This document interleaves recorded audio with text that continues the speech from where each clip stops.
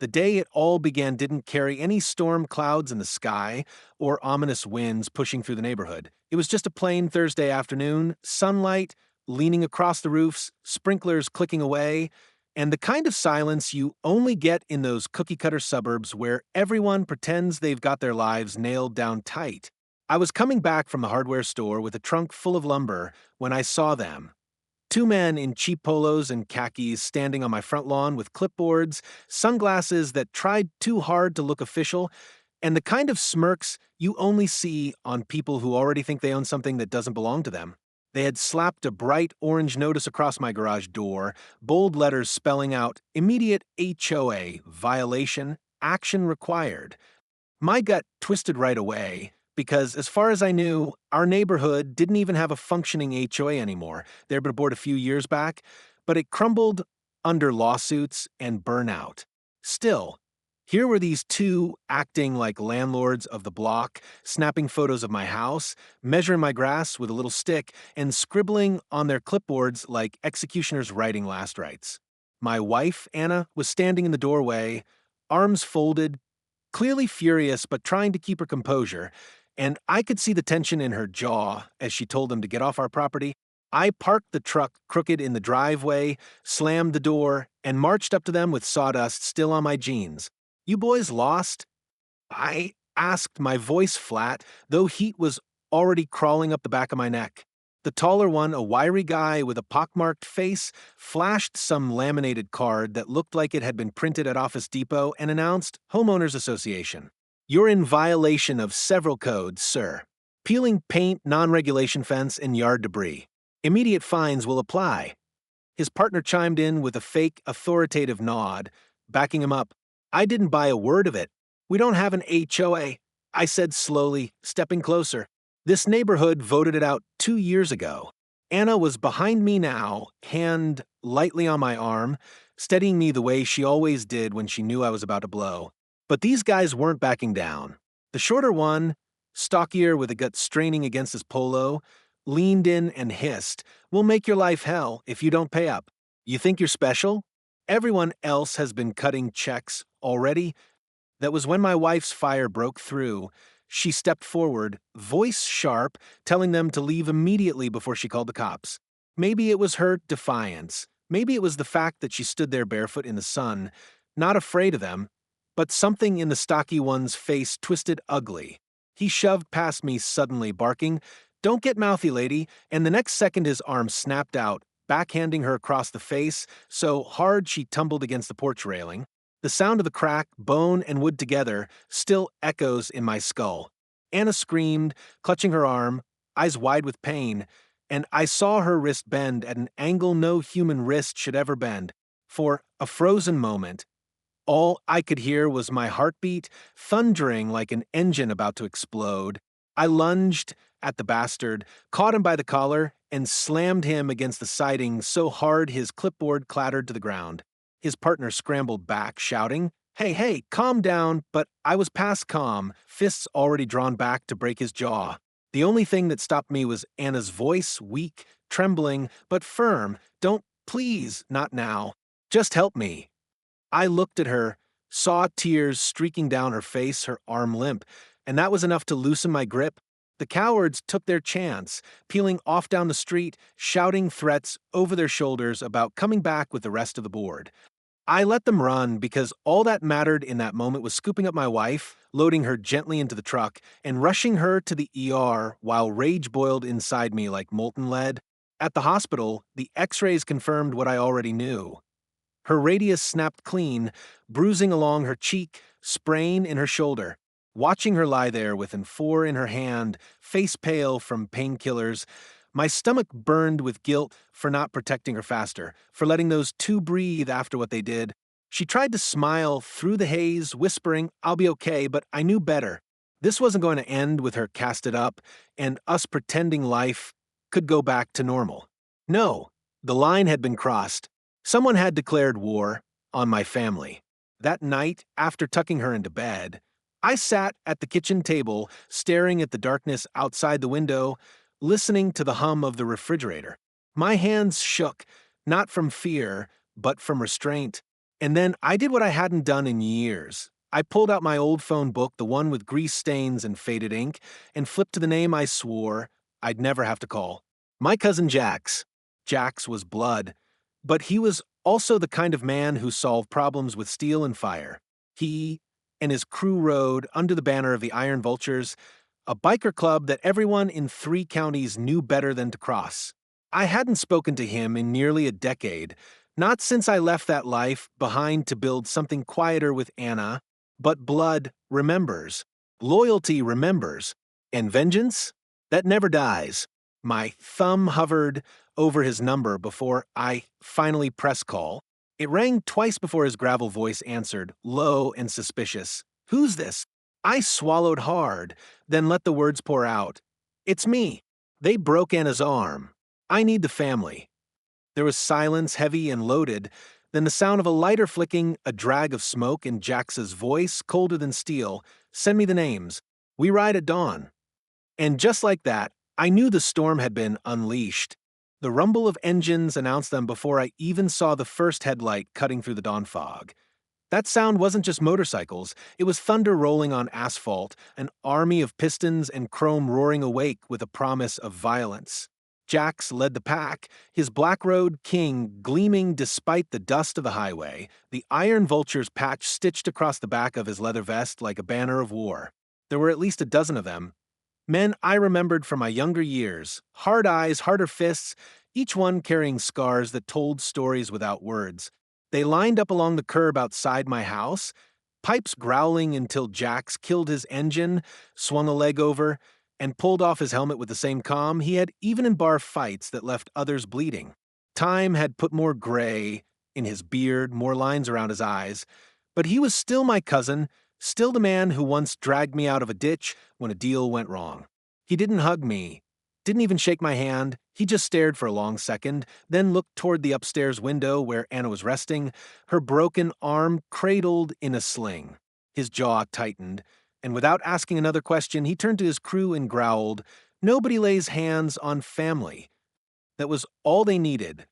The Vultures were already pulling cigarettes, trading muttered oaths, and cracking their knuckles like soldiers waiting for orders.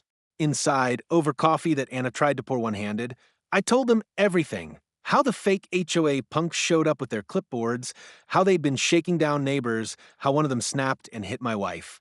I could feel the room heating with every detail I gave, like rage was a physical thing bouncing between walls. Jax sat at the head of the table, listening without interruption, his hands steepled, eyes dark and calculating. When I finished, he asked only one question. You get their names? I shook my head, but told him about the fake badges, the threats, the car they drove, a beat-up silver Tahoe with mismatched plates. That was enough. One of his lieutenants, Razor, a stocky guy with tattoos crawling up his neck, pulled out a burner phone and started making calls. Within minutes, word was spreading through the biker grapevine, a network of informants and allies that stretched from truck stops to dive bars. Couple of nobodies like that? Razor muttered. Won't take long to smoke 'em out. And he was right. By sundown, the Vultures had a name.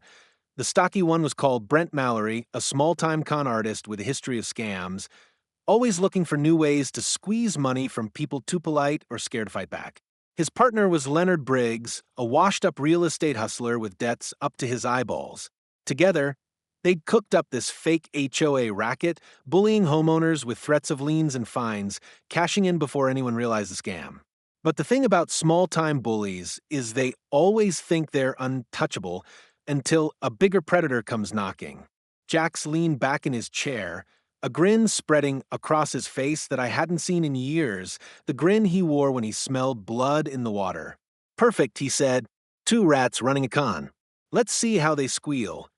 The next 2 days were a blur of biker reconnaissance, the kind of low-level stalking that made my stomach knot but filled me with grim satisfaction. All the same, the Vultures followed Brent's Tahoe to a rundown strip mall office where he and Leonard had set up shop under the name Neighborhood Compliance Solutions. The office looked legit from the outside, cheap banner sign, blinds in the windows, but inside it was nothing but a folding table, a printer, and boxes of fake paperwork. The Vultures didn't just watch, they gathered dirt, tailing the pair to their favorite dive bar, noting who they talked to, where they kept their cars, even which motel room Leonard crept into with a woman who wasn't his wife. Every detail went into Jax's notebook, every habit cataloged like they were prey, under a hunter's scope. Meanwhile, back in the neighborhood, more stories bubbled up from my neighbors, elderly couples who had forked over thousands to avoid fines, single moms threatened with foreclosure, veterans harassed until they wrote checks out of sheer exhaustion. Hearing it all made my blood boil, but it also fueled the fire under the vultures. They weren't just avenging Anna anymore. They were dismantling a scam that had bled an entire community. "This ain't business," Jack said one night as we sat in the garage, the smell of oil and leather thick in the air. "This is personal. These bastards made it personal." I nodded, though my chest tightened every time I looked upstairs at Anna struggling to sleep, nightmares pulling her awake, her sling cradling an arm that should have been whole. Every time she was trying to brush her hair, every time she whispered, "It's fine, I'll heal," I felt my resolve harden like steel. The vultures didn't play by the same rules as cops or courts. They planned something methodical, something that would not only punish Brent and Leonard, but strip away every ounce of power they thought they had. Step one was fear.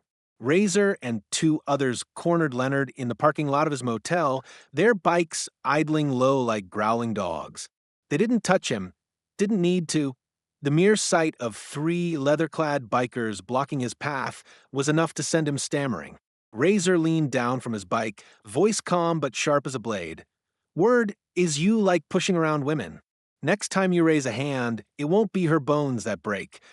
They let him scramble away, pale and shaking, but the seed of terror had been planted. Step two was exposure.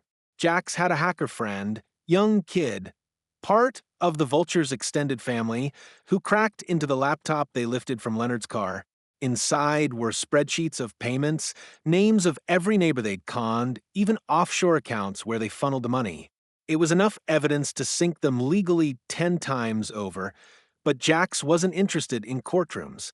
"We'll give the people their money back," he decided, "but not before these clowns feel what it's like to lose everything." Step 3 was humiliation.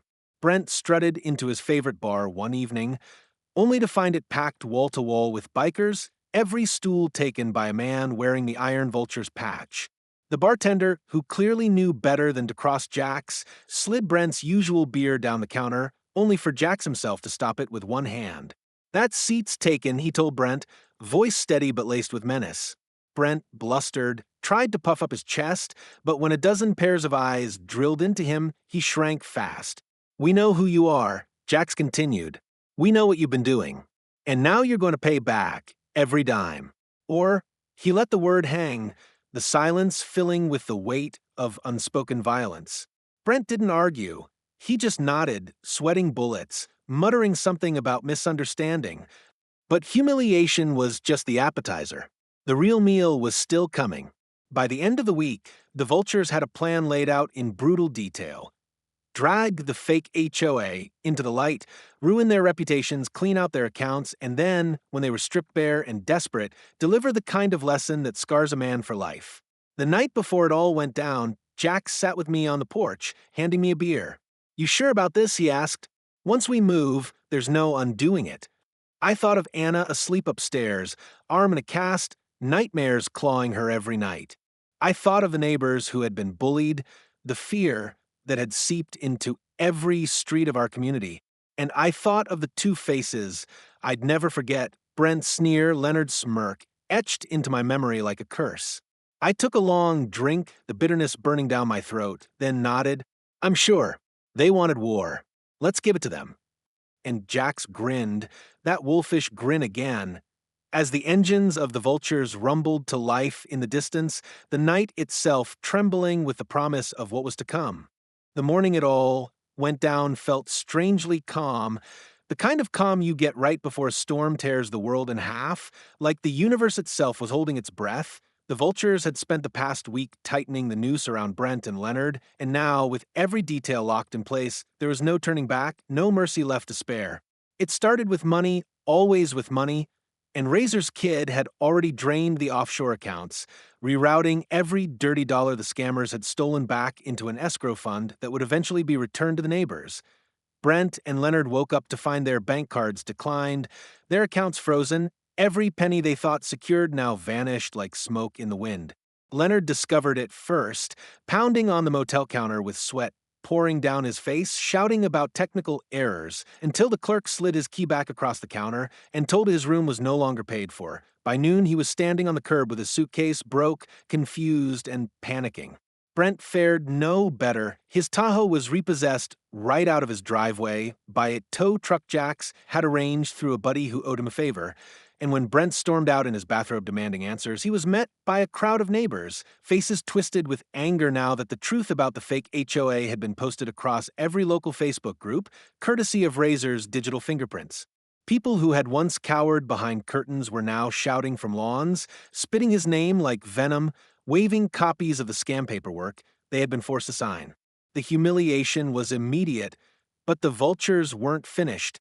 By mid-afternoon, the iron vultures rolled into the strip mall office like wolves into a chicken coop, engines revving, tires squealing, leather jackets gleaming under the sun, and when Brent and Leonard stumbled in, hoping to salvage their operation, they found the place gutted, papers scattered, furniture overturned, and every file box emptied.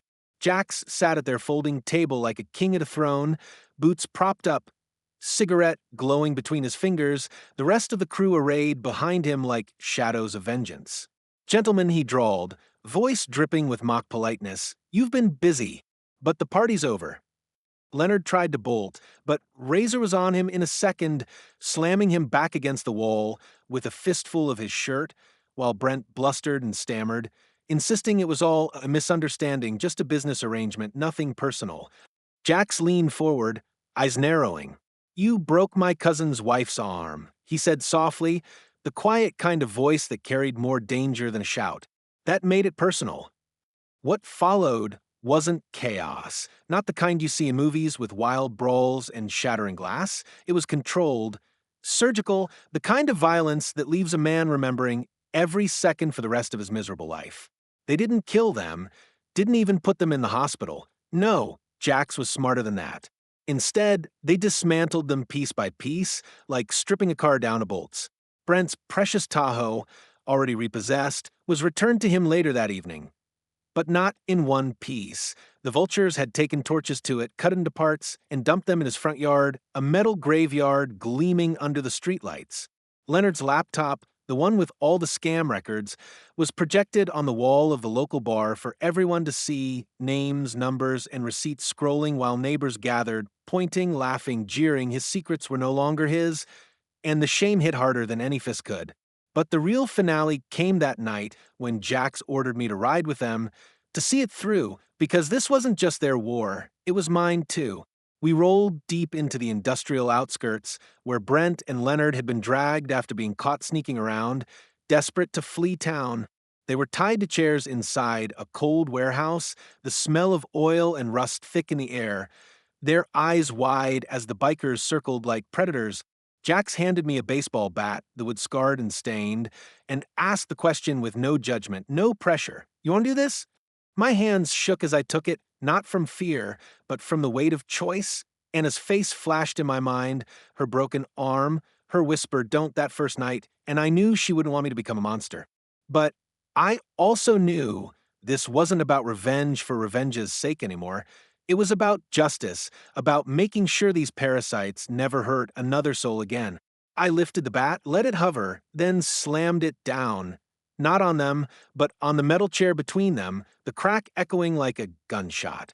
Both men flinched, yelping, their nerves already fried. I leaned in, voice low, shaking with restrained fury. "If I ever see either of you again, anywhere near my wife, my home, or my neighbors, I won't miss next time."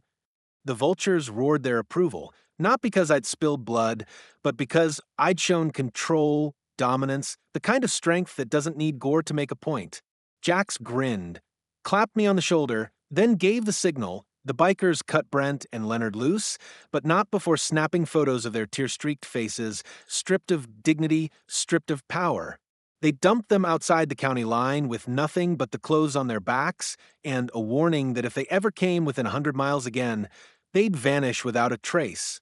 By the time dawn broke, word had already spread across the neighborhood, across the biker network, across every watering hole in the county that the fake HOA was dead, its so-called officers broken and disgraced. Neighbors came to my door one by one, some with tears, some with baked pies, or envelopes of cash they'd recovered, thanks to the Vulture's hacker, all of them thanking Anna and me for standing up, though in truth it was Jax and his crew who had carried the weight of justice. And yet, in their eyes, I saw respect, not for the violence, but for the fact that I'd called in the cavalry, that I hadn't let fear turn me into another victim. That night, Anna and I sat on the porch together, her arm still in a sling, but her smile stronger than it had been in weeks, and she leaned her head on my shoulder. "It's over," she whispered, and for the first time, I almost believed it. But deep down, I knew better. Men like Brent and Leonard don't just vanish. They crawl, they fester, they plot in the shadows. And while the Vultures had delivered a beating that would echo in their bones forever, something told me the war wasn't done. That section 4 of this story, the part where consequences spiral beyond even what Jax imagined, was still waiting on the horizon. For a few fleeting weeks, life returned to something resembling peace, the kind of fragile calm that settles over scorched earth after a fire has burned itself out. The neighborhood was lighter somehow, neighbors smiling again, kids riding bikes in the street without parents peeking nervously through blinds, and every trace of the fake HOA had been scrubbed from our lives, its paperwork shredded, its banner burned, its name cursed whenever spoken aloud. Anna began to heal, the cast on her arm a daily reminder of what had happened, but also a testament to her strength. And though her wrist ached when it rained, she laughed again, cooked again, let music fill the house again. I should have been relieved, should have let it all fade into memory, but I couldn't shake the gnawing in my gut, the whisper in the back of my mind that men like Brent and Leonard never truly disappeared. They slithered, they schemed, they waited for shadows to cloak them. Jax and the Vultures stayed in town longer than I expected, posting up at a roadside motel, riding through the streets like sentinels, their mere presence enough to keep predators at bay. One night, while we sat in my garage with beers in hand, Jax told me, "Revenge don't end when the fists stop flying. It ends when they learn fear every time they hear your name." I nodded, but deep down I wasn't sure fear would be enough. And sure enough, the cracks appeared sooner than I thought. It started with whispers, neighbors spotting a silver sedan lurking near the subdivision, a man in a hoodie snapping photos of houses, kids swearing they saw someone creeping by the playground after dark. Then came the calls, blocked numbers ringing at odd hours, silent on the other end except for the faint hiss of breathing. Anna grew restless, her sleep broken again, her eyes darting to the windows whenever the dogs barked. I tried to reassure her, tried to convince myself it was paranoia, but when I stepped outside one morning to find a dead crow nailed to our mailbox, its wings spread like a grotesque warning, I knew Brent and Leonard weren't gone. They were biding their time, desperate, cornered, and dangerous. I showed Jax, and he just grinned that wolfish grin, flicking ash from his cigarette. "Knew they'd crawl back," he said. "Rats always do when you don't crush the skull." The Vultures shifted gears, instantly doubling patrols, tailing the sedan until it led to a shabby rental house on the outskirts of town where Brent and Leonard were holed up with a couple of new friends, low-level thugs, the kind you pay in beer and promises.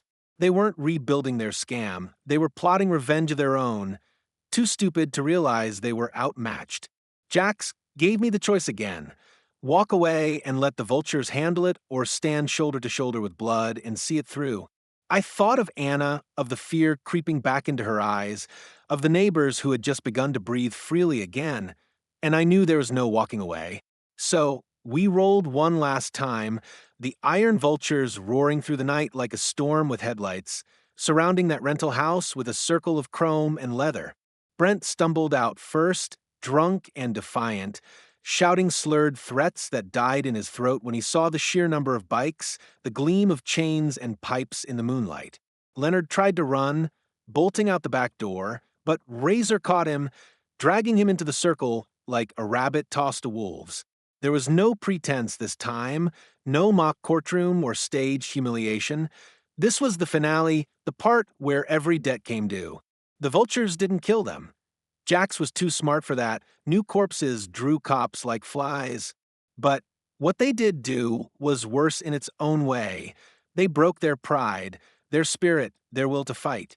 Every man in that circle took a turn reminding Brent and Leonard of what happens when you target the innocent: a fist to the gut, a knee to the ribs, a blow across the back that left them gasping in the dirt.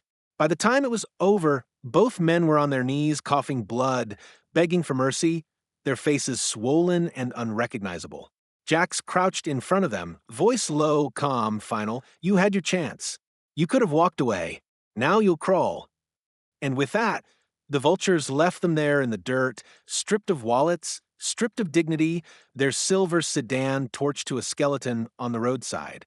By sunrise, Brent and Leonard were gone, vanished like ghosts, whether out of town or buried in shame, no one knew and no one cared. The neighborhood healed for real this time, laughter echoing down streets that had once been choked with fear, and when the cops finally asked questions about the burned car and the missing men, no one seemed to remember a thing. The iron vultures rode out one crisp morning, their engines fading into the horizon, but not before Jax clasped my shoulder and said, "You ever need us again, Blood, don't need a phone call. We'll know." And then they were gone, leaving behind only tire marks and a silence that felt like closure. Anna's arm healed fully by the end of the summer, the scar faint but permanent, a reminder of the line that had been crossed and the war that had been fought. Sometimes I'd catch her staring out the window at the street, her expression unreadable, but when I asked if she was okay, she'd smile softly and say, "I'm stronger than I look." And she was stronger than me, stronger than any of us. Life moved forward, as it always does. But there were nights when I'd sit on the porch with a beer, listening for distant engines, wondering if the ghosts of Brent and Leonard still haunted the edges of the county. Maybe they were gone for good. Maybe they were plotting in some other town. But I knew one thing for certain: they would never again set foot on my street, never again touch my wife, never again poison the place I called home. Because now there was a shadow over this neighborhood, a shadow with wings and engines, and everyone knew its name, the Iron Vultures, and under that shadow, family was safe.